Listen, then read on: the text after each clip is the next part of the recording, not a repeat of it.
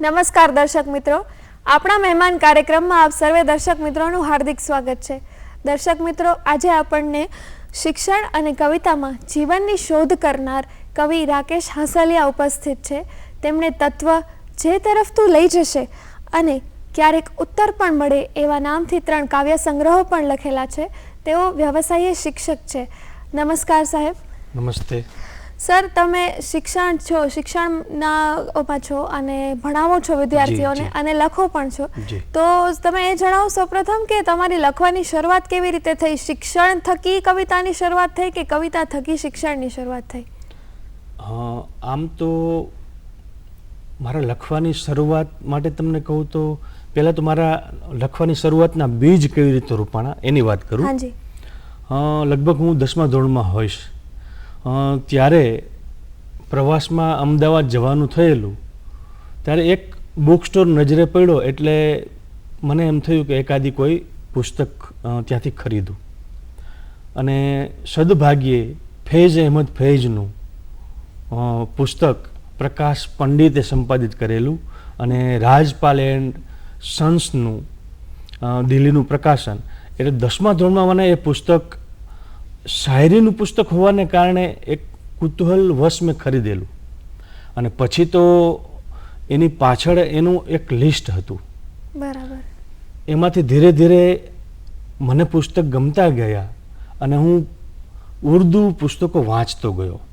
આ મારા બધા શરૂઆતના મારી શરૂઆત જ આમ જુઓ તો ઉર્દુ પુસ્તકના વાંચનથી થઈ. ગુજરાતી છોડીને ઉર્દુ પુસ્તકના વાંચન કેમ? ખબર નહીં, મને હિન્દી પ્રત્યે ખૂબ લગાવ.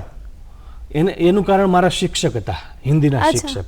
એને કારણે મને ખૂબ લગાવ. એટલે મારી શરૂઆત અહીંથી થઈ. અને અજાણતા પણ સાથે સાથે ગાલિબથી શરૂ કરી મીર તકી મીર, કતિલ સિફાઈ, જોશ મલિહાબાદી, હાફિઝ જલંધરી, ફિરાક ગોરખપુરી, આ બધા પુસ્તકો વાંચતો ગયો. ઘણી વખતે એવું પણ થતું કે એના અર્થ ન ખબર હોય, પણ સદભાગ્યે જે તે રચનાની નીચે એના અર્થ પણ આપેલા હોય. એટલે અઘરા ઉર્દુ, અરબી અને ફારસી શબ્દો પણ એની રચનાઓમાં અનેક, એટલે એના અર્થ ત્યાંથી મને મળી જતા. એટલે ધીરે ધીરે ધીરે મારો આ ઝોક કાવ્યનો એ ઉર્દુ સાહિત્ય વાંચવાથી અને લખવાથી ત્યાંથી મારી શરૂઆત થઈ. અને હું ત્યારે થોડું થોડું રચનાઓ ગઝલ લખતો થયો. બરાબર. એટલે એમ કહી શકાય કે વાંચન એ તમારા લેખનની પ્રેરણા બન્યું? જી બિલકુલ બિલકુલ. વાંચનને કારણે જ. અને બીજું, વાંચનની સાથે સાથે એક પ્રસંગ પણ મારે તમને કહેવો જોઈએ કે જે મને કવિતા લખવા તરફ દોરી ગયો. બરાબર. વાત હતી 10મા ધોરણની. 10મું ધોરણ, અને એ 10મા ધોરણમાં બોર્ડની પરીક્ષા આપો એટલે રિઝલ્ટ પણ આવે. રિઝલ્ટ મારું આવ્યું ખરું, પણ ખોડ ખાપણવાળું. તમને આશ્ચર્ય થશે કે ખોડ ખાપણવાળું? હા, મારા રિઝલ્ટની માર્કશીટમાં સંસ્કૃતના ખાનામાં એબસન્ટ લખેલું હતું. હવે આ છબરડો બોર્ડે કરેલો હતો, જેનાથી મારો ગામડાનો પરિવાર બધા એકદમ સ્તબ્ધ થઈ ગયા. અને હું પોતે હતપ્રભ. ખૂબ પીડા થઈ, નિરાશા થઈ. અને એ ક્ષણે મને જે 2-4 પંક્તિઓ સૂજેલી એ મારા જીવનની પહેલી કવિતા. અને આમ જોવા જઈએ તો ત્યારથી મારી કવિતાની યાત્રાની શરૂઆત થઈ. હા, તો તમને જો એ કવિતા યાદ હોય તો અમારા દર્શક મિત્રોને 2 શબ્દો, 2 લાઈનો જેટલી યાદ હોય તમને. હું તમને માફી માગી લઉં, કારણ કે એ રચના મને શબ્દોસો યાદ પણ નથી.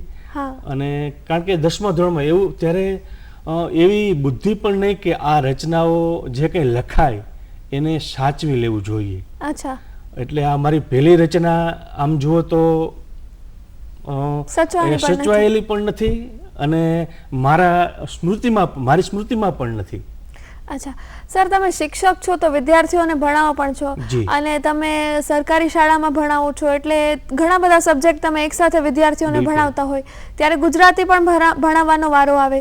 તો ગુજરાતી જ્યારે ભણાવો ત્યારે બાળકોને કવિતા શીખવાડવી હોય તમારે કે બાળગીતો શીખવાડવા હોય, તો તમે એમને ગાઈને સંભળાવો, સમજાવો કે કેવી રીતે તમારી પ્રક્રિયા હોય? સરસ, મને ગમતો પ્રશ્ન પૂછ્યો તમે કામ્યબેન. મોટા ભાગે કવિતા ગાઈને જ, અને એવો પણ અમે આગ્રહ રાખીએ, મારો પોતાનો એવો આગ્રહ છે કે કવિતા ક્યારેય સમજાવવી નહીં, કવિતા હંમેશા ગાવી.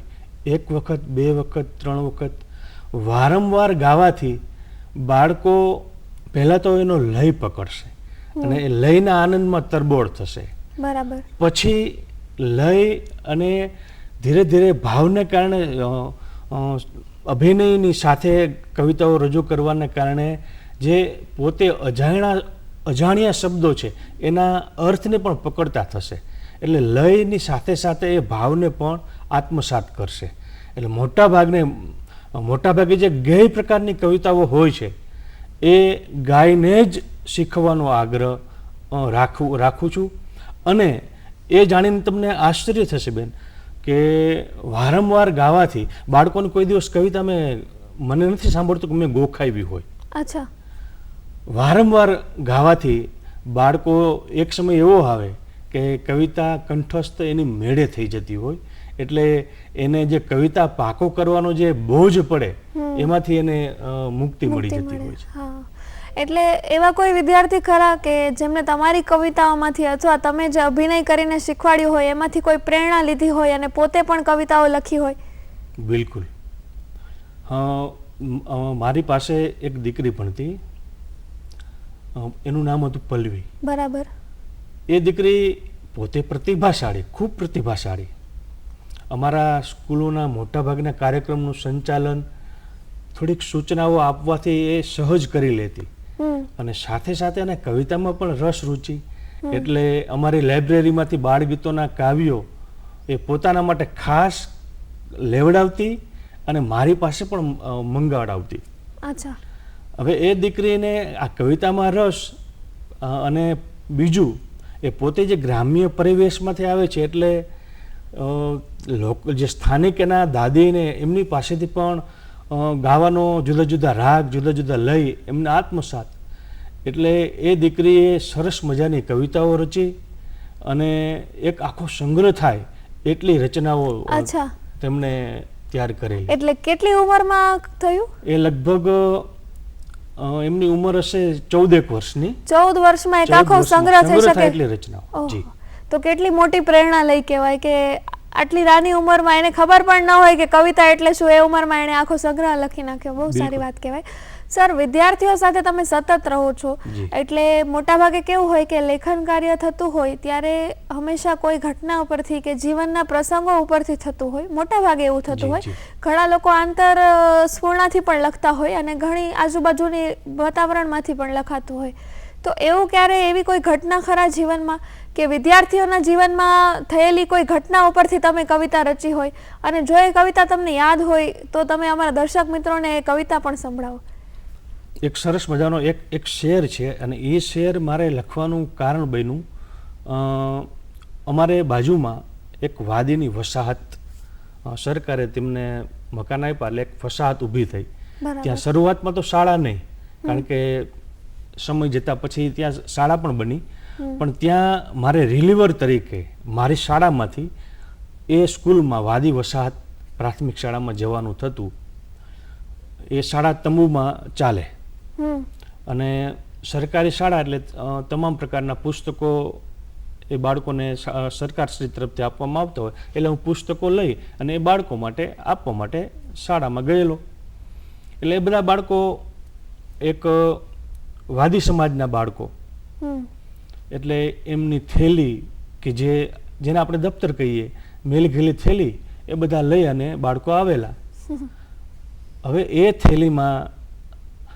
થેલીઓ જેમ તેમ પડેલી, પણ જેવું એમાં પુસ્તકો નાખ્યા એટલે કોઈ બાળકનો પગ અડે તોય એ થેલીને પગે લાગીને માફી માંગવા માંડતો હતો. ત્યારે મને એક શેર સૂઝેલો હમ કે જ્યાં મેલી ગયેલી થેલી છે એનું કેવું આ રૂપાંતર થાય છે, કે થેલીનું કેવું રૂપાંતર થાય છે, થેલીનું કેવું રૂપાંતર થાય છે, ચોપડી ભરવાથી દફતર થાય છે. જે સાદી સીધી થેલી હતી, એક આ પુસ્તકને કારણે, પુસ્તકના સ્પર્શથી, જેમ વિદ્યાના સ્પર્શથી બાળકનું જીવન બદલી જાય, બરાબર એમ છે. આ ચોપડીના સ્પર્શથી થતું હોય છે. તો આવી એક સરસ મજાની ઘટના બનેલી. બરાબર.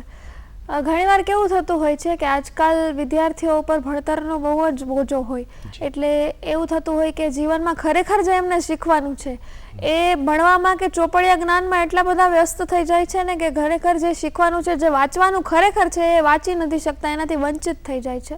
તો એવી કોઈ દુઃખદ ઘટનાઓ પર કે વિદ્યાર્થીઓના જીવન ઉપર તમે કોઈ રચના લખેલી? મોટા ભાગે આમ તો કંઈક સ્વાનુભૂતિ કે જોયેલી ઘટનાઓ બનતી હોય અને એમાંથી જ એમની જ પ્રેરણાથી કંઈક ને કંઈક રચાતું હોય. તો કંઈક વાત એવી બનેલી, મારી દીકરી 9મા ધોરણમાં અભ્યાસ કરે એટલે ખૂબ લેસન આવે, જેને કારણે એના પહેલી આંગળી અને અંગૂઠાના ટેરવા એકદમ શૂન થઈ ગયેલા. કારણ કે બોલપેન પકડવા માટે આ બંનેનો ઉપયોગ થાય અને લેસન જાજુ હોય એટલે એને કારણે એ આંગળા શૂન થઈ ગયેલા. હવે એમાંથી પ્રેરણા લઈને એક રચના મને સ્ફુરેલી. એ રચના મને રજૂ કરવા મળે તો ખૂબ આનંદ થાય. બિલકુલ બિલકુલ. તો એનો મતલબ કંઈક એવો લખાયેલો કે ટેરવા બેભાન થતા જાય છે, ટેરવા બેભાન થતા જાય છે, તો આ લેસન ક્યાં પૂરું થાય છે. તો અહીંથી આ રચનાની શરૂઆત થયેલી. અને પછી એનો બીજો શેર, એમાં પણ બાળકની જ પીડા છે કે ત્યાં જ માં ભણવા મને બેસાડજે, ત્યાં જ માં ભણવા મને બેસાડજે, સ્મિતની જ્યાં કાળજી લેવાય છે. વાહ. ને એનો આગળનો શેર, કાચબો અંતે વિજયશ્રીને વર્યો, કાચબો અંતે વિજયશ્રીને વર્યો, તો આ સસલાઓ ક્યાં શરમાય છે. ને શાળા છૂટે અને પછી બાળકો ઘેર જતા હોય અને કોણ રાજી થાય. તો એનો એક શેર છે કે સ્કૂલમાંથી બાળકો જ્યારે છૂટે, સ્કૂલમાંથી બાળકો જ્યારે છૂટે, ચોક ફળિયું ને ગલી હરખાય છે. વાહ. અને આ ગઝલના મિજાજથી થોડોક અલગ પડતો શેર કે એટલો મોટો થયો એનો અહમ, એટલો મોટો થયો એનો અહમ, કોઈને રસ્તોય ક્યાં પૂછાય છે.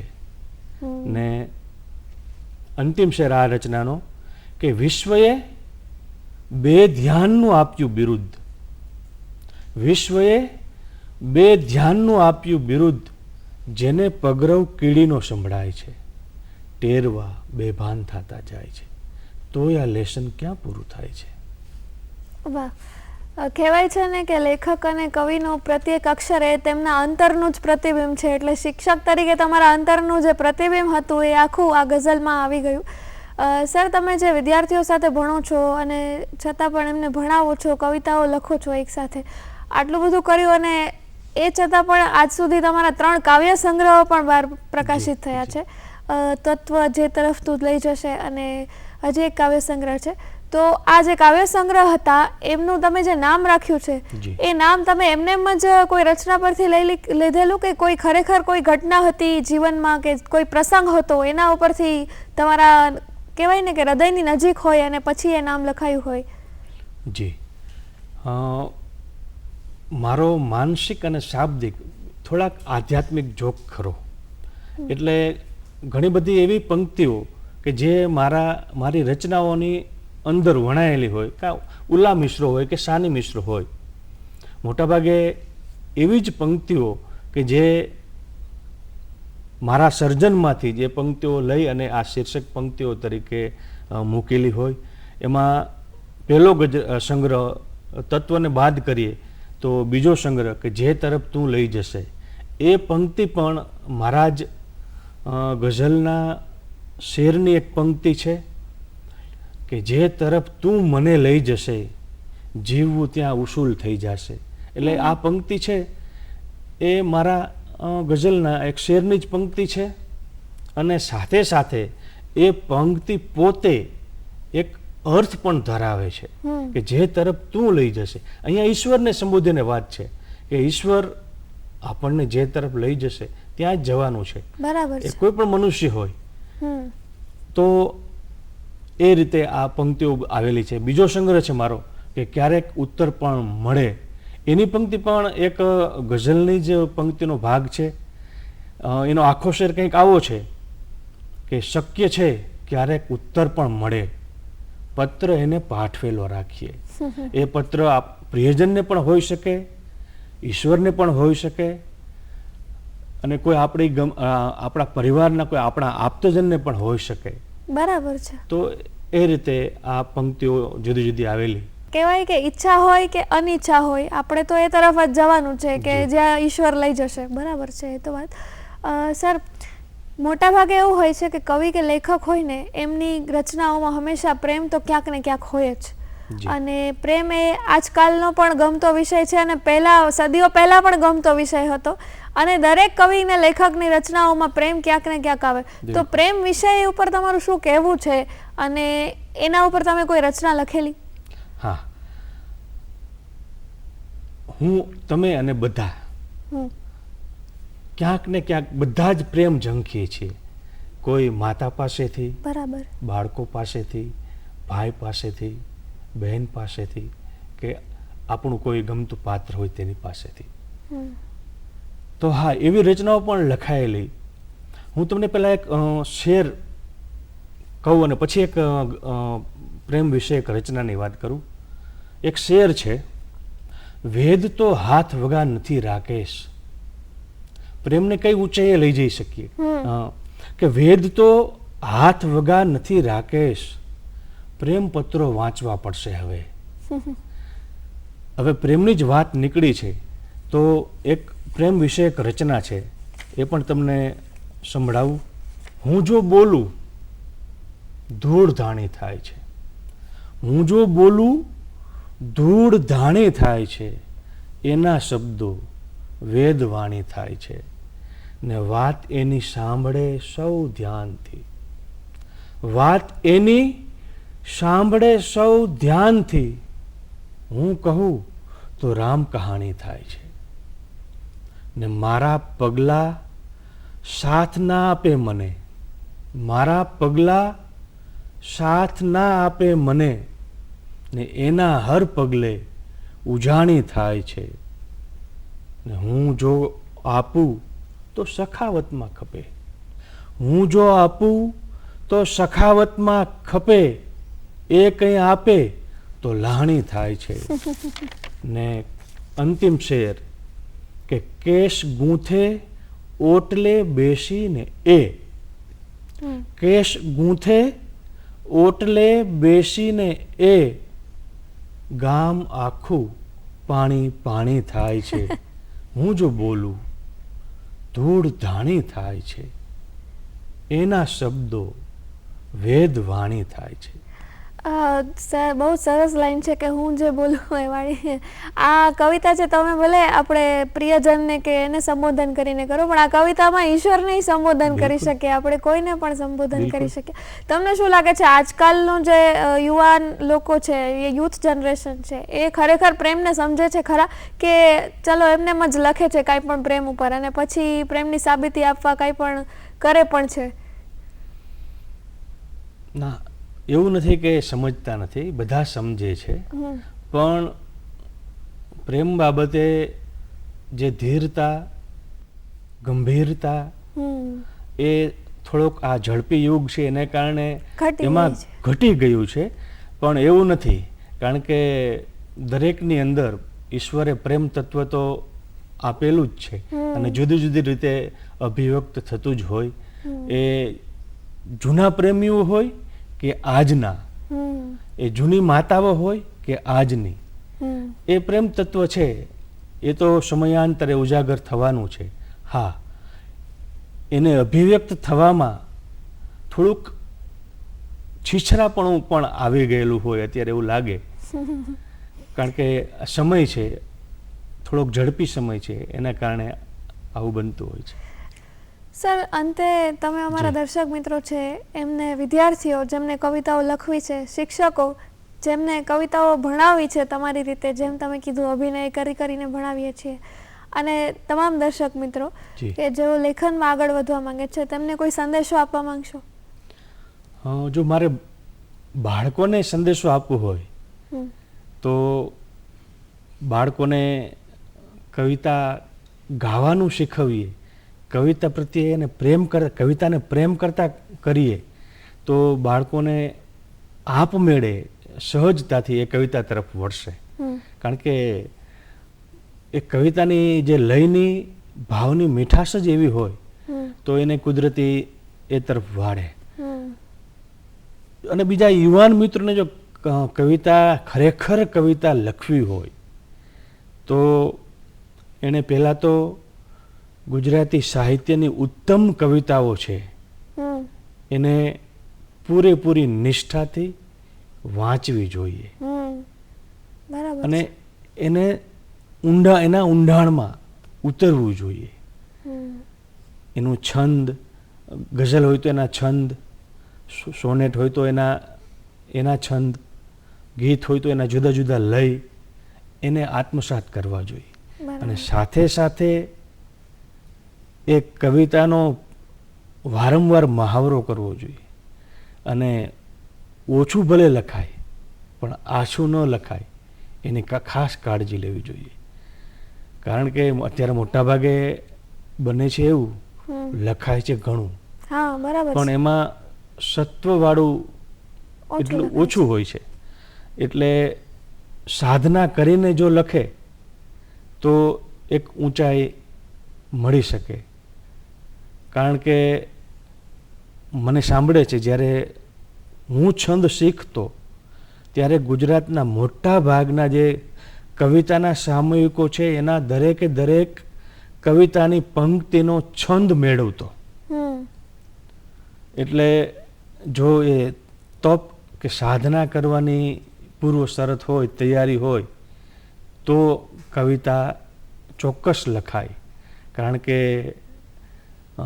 સર્જનાત્મકતા એ ત્રણ પાસે રહેલી છે, એક તો ઈશ્વર, એક માં અને આ સર્જકો. એટલે એના માટે પૂરું સમર્પણ હોય તો આ શક્ય બને. સર, બહુ સારી વાત કરી તમે. ઓછું ભલે લખાય પણ આછું ન લખવું જોઈએ. સર, તમે અહીંયા આવીને, આપણા કાર્યક્રમમાં આવીને બહુ જ સારી વાતો કરી, શિક્ષણને લગતી, કવિતાને લગતી, અને જેમને કવિતાઓ ખરેખર લખવી છે એમને કેવી રીતે શીખવું જોઈએ એના માટે બહુ જ સારી વાતો કરી. એના માટે તમારો ખૂબ ખૂબ આભાર સર. ખૂબ ખૂબ આભાર. Thank you. નમસ્કાર.